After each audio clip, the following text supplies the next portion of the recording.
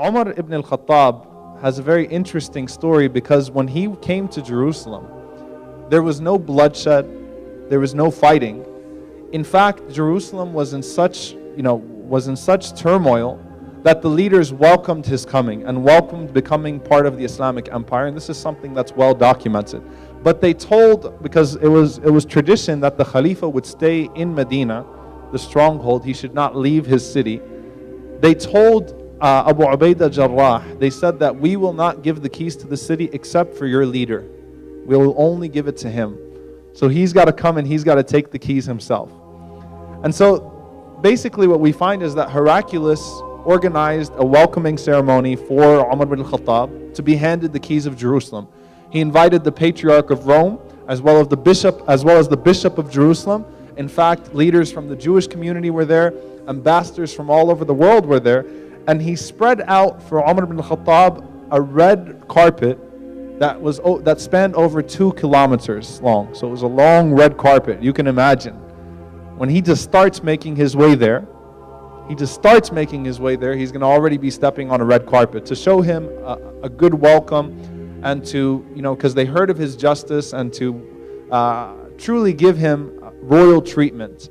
And also beforehand, they also invited for the 2 leading Muslim generals, Abu Ubaidah al-Jarrah and Amr ibn al-As radiyallahu ta'ala anhu, to be in attendance when Umar ibn al-Khattab comes. So back then you didn't have first class, seating or anything like that, but I'm sure they sent them some first class horses or first class camels. They took care of them. They furnished their stay in Jerusalem. They even provided them garments. So there was a special type of garment that you needed to wear at this historic ceremony of handing the keys of Jerusalem over to Umar ibn al-Khattab. Now Umar ibn al-Khattab, if you read about him, and by the way, he's the 52nd most influential man in world history according to Michael Hartman. That's the book of the 100 most influential people in the world. A man of justice, a man for whom you have actually a statement in the United Nations Charter. There's actually a statement in the UN Charter from Umar ibn al-Khattab, how can you enslave a man who was born free? That he was the first one to say that. So he's a man whose justice is well known, who history has been kind to. And Umar ibn al-Khattab was a person of much simplicity. Big, huge man, okay? Gigantic in the true sense of the word. The description of him is that if he sat on a horse, his feet would touch the ground. It's a huge individual, huge human being. Very intimidating look because of how big he was. And he set such a tone of justice during his rule. I'm talking about in the rule in Medina. So Umar ibn al-Khattab, he asked the people in Medina, he said, should I go there to take the key, or is this some kind of setup or some kind of plot? Am I going to be killed? Is this a wise decision? It's never wise for the leader to leave his base. They said, you know what? For this case, it's okay. He went out there. He took with him 1 servant, and they had 1 camel. And he made a deal with the servant beforehand. He said, on the way there, I'll ride for half of the time, and you pull me, and then you ride for half the time, and I'll pull you. So they took turns, 50-50.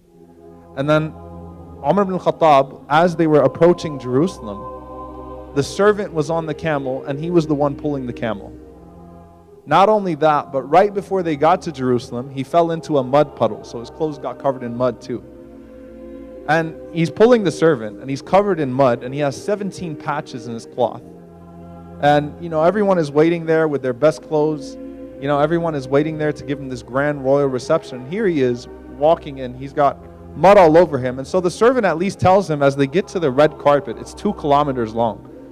He says, I think we should switch now. Umar ibn al-Khattab said a deal is a deal.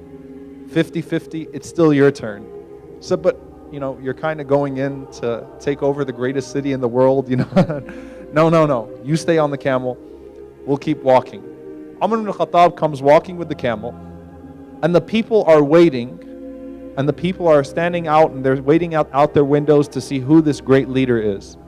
And they see this man coming and running with a camel with dirt all over his clothes and 17 patches. So Abu Ubaidah and Amr, they were the 2 that were invited to be part of this reception. Abu Ubaidah, who himself was a very simplistic man but recognized the situation at this point, Abu Ubaidah, he gets upset with this. He goes and he walks out to Umar ibn al-Khattab. He's like, I got to take care of some business with the leader before he comes and takes the key. And he says, you've embarrassed us. You've humiliated us. These people are all dressed nice. We want to, you've got to show that you're a strong leader. You've got to show your best clothes and things of that. You've embarrassed us. And Umar ibn al-Khattab, he became upset. And he said, نَحْنُ قَوْمٌ أَعَزَّنَ اللَّهُ بِالْإِسْلَامِ. We were a people who God gave dignity through faith, through Islam. And if we seek honor and dignity and glory through any other means, we will surely be humiliated. Meaning, I'm not that superficial person I used to be. Umar was known before he became Muslim to be an extremely well-dressed, wealthy man. He was one of the few literates, few people that could read in his time. They didn't expect that from him. But he said, we seek our glory through faith. We don't seek it through subjugating anybody. We don't seek it through some pompous, display. We seek it through faith. And so he received the keys from Heraclius, and the people were shocked. And then the bishop of Jerusalem took him to the Church of Nativity. He gave him a little bit of a tour of Jerusalem, and he took him to the Church of Nativity. And while they were in the Church of Nativity, the call for prayer came. The call for prayer came, for the noon prayer came. And Umar ibn al-Khattab was in there, and he knew it was time to pray. And the bishop of Jerusalem told him, he said, look, why don't you just go ahead and pray here? You're the leader. You don't have to go outside and pray. You can just pray here. It'll be an honor for us. And Umar ibn al-Khattab, he said to him, he said, no. He said, because I'm afraid that Muslims will come generations later and claim this is a masjid, this is a mosque, because this is where I prayed. So he walked out of the church, he walked down the steps, and he prayed right there. And then lo and behold, 400 years later, they built a mosque there called Masjid Umar, the Mosque of Umar. So he was right. He knew how history works with these things. He didn't want people to claim that church as a mosque just because he prayed there. Not because it was impermissible or not because there was some theological objection to that. He just wanted to give the people their rights and their respect. He also made the famous Pact of Umar, which essentially guaranteed the rights of all citizens there, guaranteed the rights of people to practice their own faiths. Christians and Jews not only were allowed to live in peace, they were allowed to judge each other by their own law. So they were not subject to Islamic law. They were allowed to keep things according to their law, out of sensitivity and out of justice towards them. So it wasn't like, again, the Bible was thrown away or the Torah was thrown away. In fact, if a situation came to Umar in regards to a public act of lewdness or disobedience from a Christian or a Jew, he would consult the rabbis or the priests, and he would ask them if this was something that was allowed in their faith or not. So it was complete justice, complete honor.